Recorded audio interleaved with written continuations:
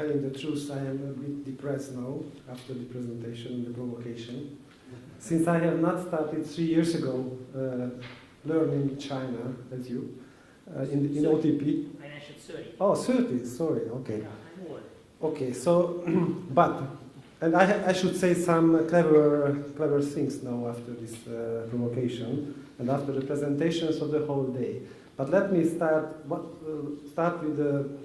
with a parallel example. When we were speaking about RMB internationalization, monetary policy came to my mind. So monetary policy implementation is something which is important for every central bank, but which is impossible without efficient payment systems and arrangements. We have heard today that the trade in physical products, trade in financial instruments, financial markets, money markets, everything is developing. And it's nice, but without a solid infrastructure, this is basically not working.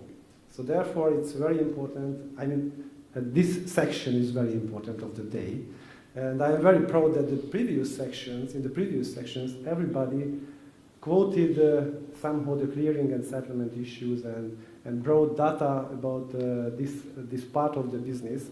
And now we are in the last section now to discuss all of these issues. And what we have heard, it's true that there are problems. What was mentioned by OTP, and we are just at the very beginning of the procedure. So it's true, and we in the central bank also are in the very beginning of the procedure, but we have already started to work on this. And of course, most of my graphs and my remarks were already mentioned by someone else in the previous section, but maybe I can still give some new ideas. You have seen in the previous sections what created this internalization situation of RMB, and this is again just to reassure that the foreign trade is increasing and the RMB ratio of the foreign trade is increasing very dramatically in the past few years.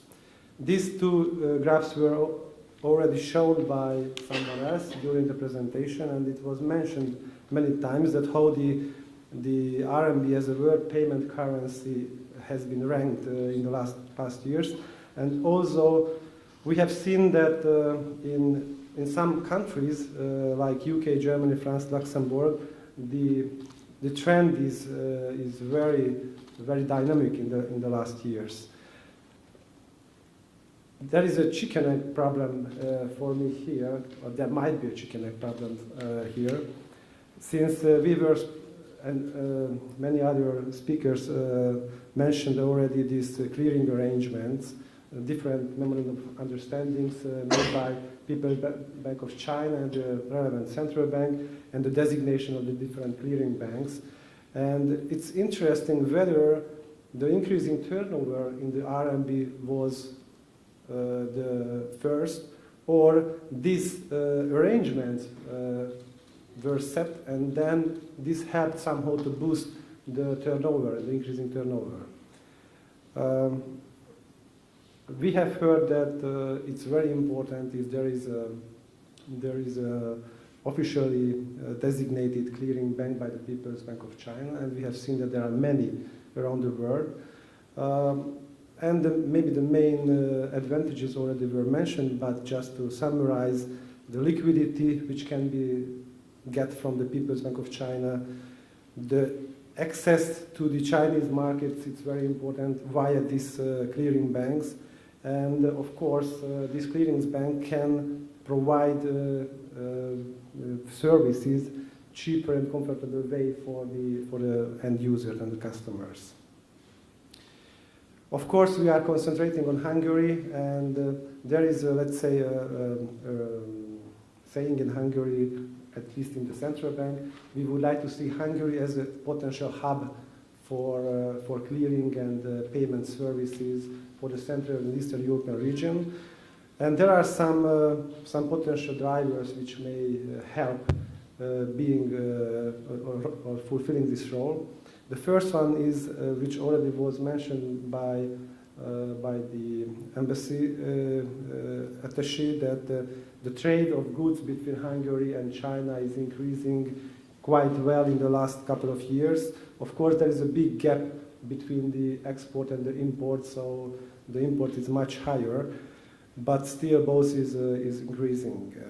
China is the fourth largest trading partner of Hungary, and this is of course true only not only for Hungary, but it's true for most of the Eastern European countries. So if you take Poland or the Czech Republic, the situation is very similar.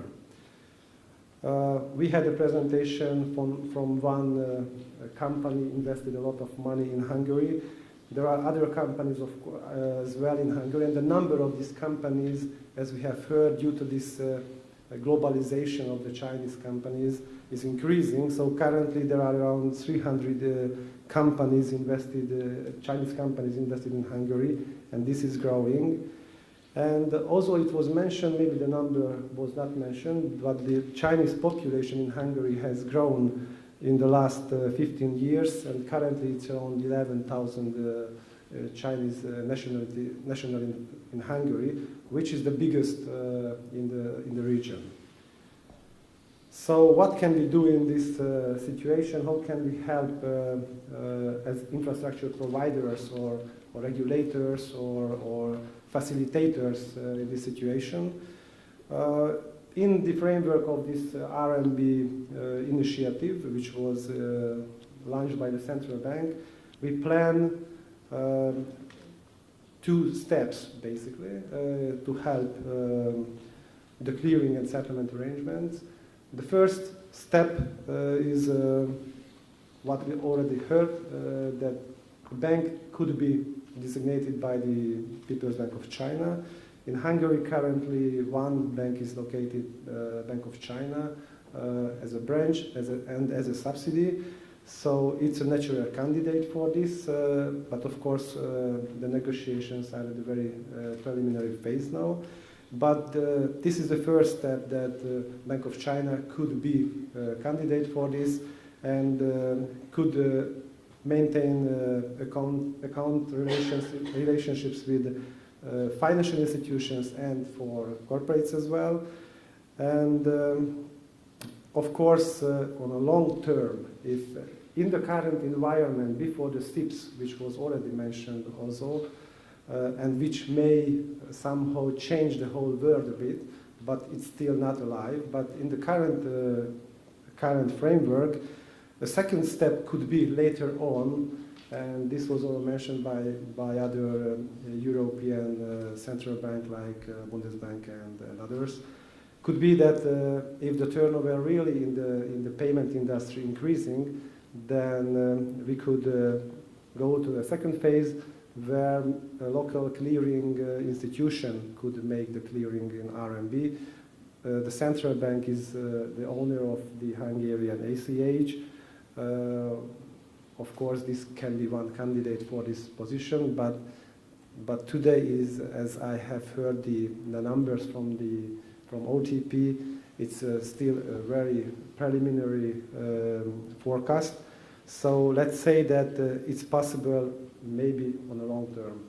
But currently we are focusing on the first step, to find a local clearing bank to agree to sign a memorandum of understanding with the People's Bank of China, and then to start the building of the hub, the payment hub in the Central European region in Budapest.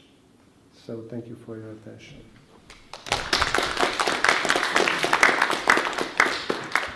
Thank you very much.